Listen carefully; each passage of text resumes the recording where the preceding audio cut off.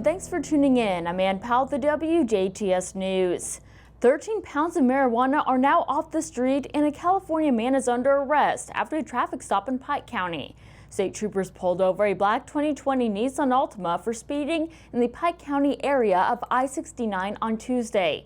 When they began talking with the driver, identified as 26-year-old Arthur Ward of Bakersville, California, they noticed a strong odor of marijuana coming from inside the vehicle. Police then searched the car and seized approximately 13 pounds of marijuana from the back seat and trunk. Ward was arrested and charged with felony counts of dealing marijuana and possession of marijuana over 10 pounds. He is currently being held in the Pike County Jail without bond. Contestants eyeing the 2021 Little Miss and Little Mr. Straussenfest crown have been announced. A list of those running in this year's pageants is all posted on our website, WJTS.tv.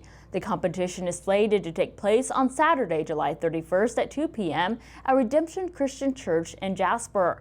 The Little Miss and Junior Miss Straussenfest pageants will take place later in the day, starting at 6 p.m. A variety of prizes donated from generous sponsors will be presented to the winners and all contestants of each pageant. Tickets are just $5 per person and will be available for purchase at the door. A Master Trooper with the Indiana State Police Post in Jasper has new shoes to fill. Master Trooper Philip Lubers was promoted to serve as the Commercial Vehicle Division School Bus Safety Officer.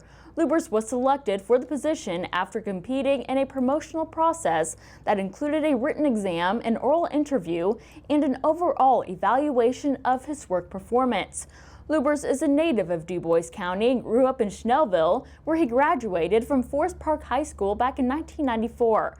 After high school, he enlisted in the United States Marine Corps, where he served for 7 years and achieved the ranking of sergeant and served as a military officer. Lubers graduated from Central Texas College in 2002 with an A.S. in General Studies, then Vincennes University in 2003 with an A.S. in Law Enforcement, and an Indiana State University in 2004 with a B.S. in Criminology. Trooper Lubers was selected to attend the 65th Indiana State Police Recruit Academy and graduated in 2006. He was initially assigned to the Putnamville District before being transferred to the Jasper District in 2007. The Hoosier State is receiving over $500 million in a multi-state agreement with opioid distributors and manufacturers. Indiana Attorney General Todd Rokita says the state is receiving a $507 million settlement as part of a $26 million multi-state agreement that will help bring relief to people across the country who are struggling with opioid addiction. Rokita says this is a massive step in the right direction in efforts to end the opioid epidemic and bring justice to Hoosier families who have been torn apart by addiction. Indiana is now taking new steps to help combat food insecurity across the state. Lieutenant Governor Suzanne Crouch and the Indiana Department of Agriculture announced Wednesday that 11 food banks serving Indiana will receive a combined total of $1 million. One of those food banks selected to receive this funding is Hoosier Hills Food Bank, which has been providing food to those in need throughout southern Indiana since 1982. They received a grand total of $43,900. According to Feeding Indiana's Hungry, nearly 1.2 million Hoosiers were food insecure during the height of the pandemic, and in children, that risk was even greater. 1 in every 4 children was at risk of being hungry. The 11 food banks awarded distributed over 156 million pounds of food in 2020 to mobile pantries, food pantries, and community kitchens across the state. The Ferdinand Town Council met for their monthly meeting to discuss current events and issues within the town and community this past Tuesday. The same precautions and guidelines against COVID-19 that were set back on May 18th are still in place until further notice. Town Council President Ken Seacard says they are keeping up with the CDC and the public will be notified of any changes. The council members also heard that the Ferdinand Fire Department's annual Fireman's Ball is scheduled to take place this Saturday, July 24th at the Ferdinand Community Center. Dine-in, carry-out, and delivery will only be available to those within city limits this year. The event will start at 5 and there will be entertainment by the Hagedorn family beginning at 7.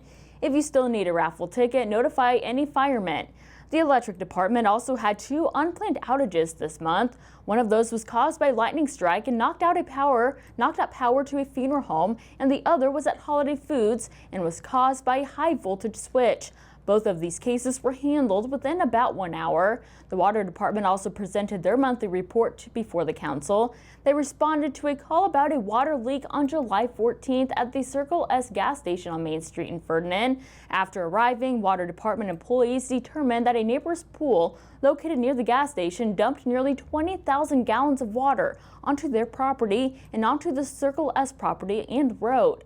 That pool was destroyed. Next on the agenda was an update from the Parks Department. One of the highlights of their monthly report was at Old Town Lake. The Eagle Scout project was completed last month and included adding solar-powered motion sensor LED lighting to both the Old Town Lake bridges. The lighting will turn on when motion is sensed and add safety and security to the bridge. The town council meeting will be moving back to the town hall next month. Their next meeting is planned to take place on Tuesday, August 17th at 6:30 p.m.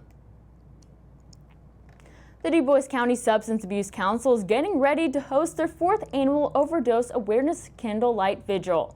This year's vigil is held in conjunction with the International Overdose Awareness Day and is scheduled to take place at Holland American Legion Park on Thursday, August 26 from 7 to 8:30 p.m. Eastern Time. The event includes a variety of activities, including guest speakers, opportunities for members of the public to speak, live music, a candle lighting ceremony, and access to free materials on substance abuse, addiction, grief, local resources, and more. Those attending will also be encouraged to bring a blanket or chair to sit on. The event will take place rain or shine. Grab your running shoes. Patoka Lake's Full Moon 5K will start at the beach at 9:30 p.m. on Friday, July 23rd. Arrive at the beach no later than 9:15 p.m. To register and pick up your packet on Friday, July 23rd. The entry fee on race day is $35. Participants will be racing 3.1 miles through the woods on roadways, a well-maintained gravel path, and a paid bike trail lit by the moon and tiki torches. Runners must wear a race bib in front of their shorts and shirts. There will also be 1 to 2 water stations located around the course. All proceeds from the event will support Patoka's educational ambassadors' birds of prey, which includes a red-tailed hawk, an eastern screech owl, and a bald eagle. For more information, visit fullmoon5k.isyourrace.com. Drivers going throughout the Newton-Stewart State Recreation Area at Patoka should also be ready for some travel delays on Friday. Participants in the Patoka Full Moon 5K will be running on a few area roads throughout the property between 9:30 p.m. until about 11 p.m. and traffic will be halted for brief moments as participants race through these areas. Areas of the property directly affected will be on the beach and the modern campground road. The Lower Beach parking lot will close on Thursday for the event. Spectators are asked to arrive at the beach no later than 9:15 p.m. to view the race from the beach area. They will also be welcome to watch the race from the grass along the road and at Modern Campground. And stay tuned, weekly forecasts and sports with Kurt Gruxel are still to come on the WJTS News.